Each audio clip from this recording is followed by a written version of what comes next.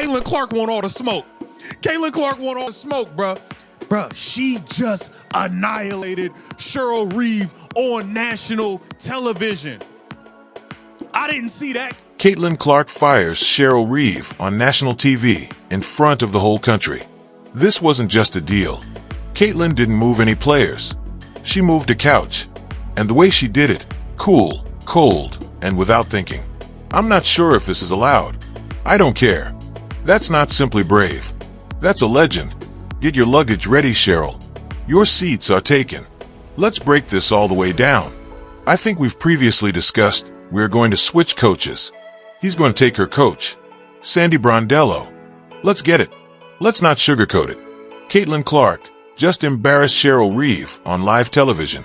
And she did it with the assurance of someone who's been waiting for this moment. They inquired whether she wanted to make a swap. Most persons would think about exchanging players. Not Caitlin. She said straight-faced, "I'd like to trade coaches." I mean, who does that? Cheryl was meant to coach Team Clark and was expected to develop plays and be the captain. Instead, she got kicked out like a terrible group project partner. Shipped over to Team Collier with zero hesitation and the cherry on top. Clark added, "Sorry if that's not in the rules, but we just made it a rule." This wasn't simply a flex. It was a full-blown power move. Cheryl Reeve, the Olympic coach, the seasoned voice, the one who's been very outspoken about Caitlin this year, got humiliated. Have you ever seen a coach get traded at an all-star game before? Nope, because this is Caitlin's league now. Look, this didn't come out of nowhere. Caitlin didn't just wake up and decide to clown Cheryl Reeve for fun. This was retribution. Cheryl Reeve was the coach of Team USA, the same team that excluded Clark from the Olympic selection. And even if she wasn't the final decision maker, let's not kid ourselves, she had influence. Big influence. But it wasn't even the worst part. Cheryl went on social media and started low-key criticizing Clark, like tweeting things that criticized her media hype, retweeting stuff about earning it on defense, and writing things like the media should focus on basketball, not people. We don't want Caitlin Clark receiving all the spotlight. Then she sought to erase those tweets when Christine Brennan's book blew it all apart. Classic move. Deny, delete, deflect. But Caitlin remembered. So when she got the mic during the draft, she didn't simply choose players. She settled scores. Do you believe Cheryl Reeve deserves it? Or did Caitlin go too far? Let's be honest. If Caitlin had stated, "I don't like my coach," and exchanged Cheryl Reeve for just anyone, that would have been brave enough. But she traded Reeve for Sandy Brondello, head coach of the New York Liberty, and one of the finest defensive brains in the game. That's not simply a trade. That's a flex. Brondello coaches Sabrina Ionescu full-time, and now she's tutoring Caitlin, too. That's every shooter's fantasy. Meanwhile, Cheryl gets stuck coaching Team Collier. And no disrespect to Fee, but that club had significantly less shooting, less space, and a coach who plainly didn't want to be there in the first place. Caitlin didn't just make a vibe move, she made a basketball move. Now she's found a coach who genuinely wants to release her game, not someone who's still bitter about her fame. Sandy probably strolled into the All-Star Hotel like, "Yep, this is my squad." Now let me ask you this. If you had to participate in a one-off All-Star game, who would you rather have drawing up plays? Sandy Brondello or bittersweet Cheryl Reeve? Now, let's speak about how Caitlin picked her squad. This was not random. This wasn't simply choosing the finest available. No, this was surgical retribution. She chose her few teammates, Boston Mitchell players who've endorsed her openly. Sabrina Satasali, buddies from USA Basketball, Sonia Catrino, zero haters, zero ops. If you've ever clowned her on Twitter, liked a shady tweet, or side-eyed her in a post-game, you were not getting selected. Skylar Diggins, gone. Ryan Howard, certainly not. Angel Reese and Me Bounds may stay over there. Even Paige Boers, who's been talked up as her competitor for years, got passed over.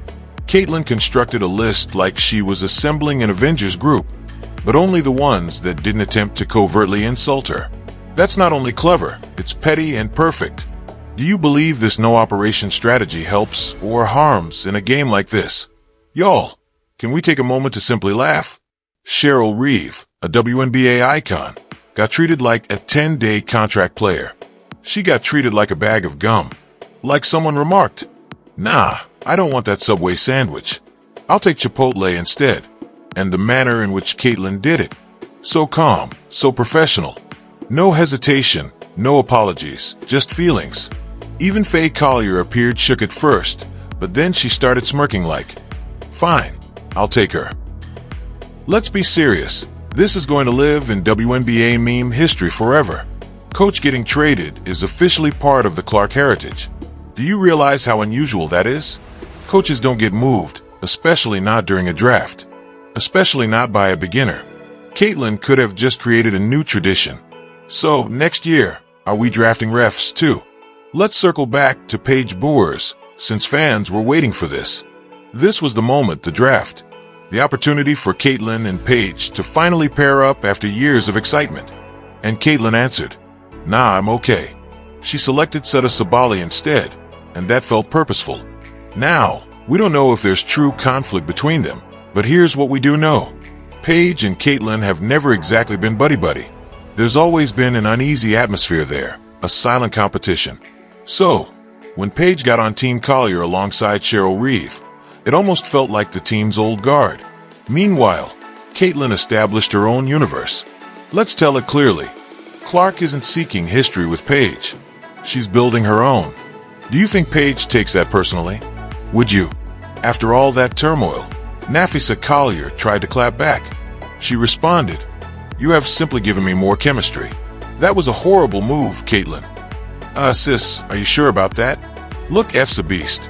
No question. But let's not pretend she improved.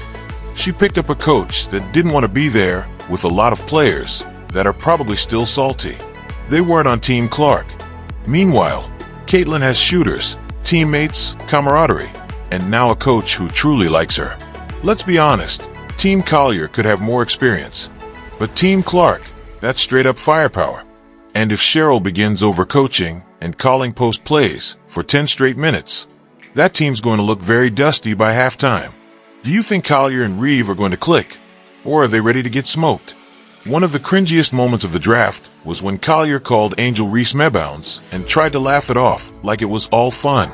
And Caitlyn didn't laugh, didn't react, and simply gazed ahead like she was watching a car wreck in slow motion because she knew if she so much as grinned, Twitter would erupt. Caitlyn Clark disrespects black women again. She laughed at me boundlessly. You see how she actually feels? She wasn't about to fall into that trap. She didn't laugh. She didn't co-sign. She sat in quiet and let the discomfort play out. Honestly, it was brilliant. Sometimes the greatest way to win is to say nothing. Would you have laughed or kept it stone cold like Caitlyn? Let's go serious for a second.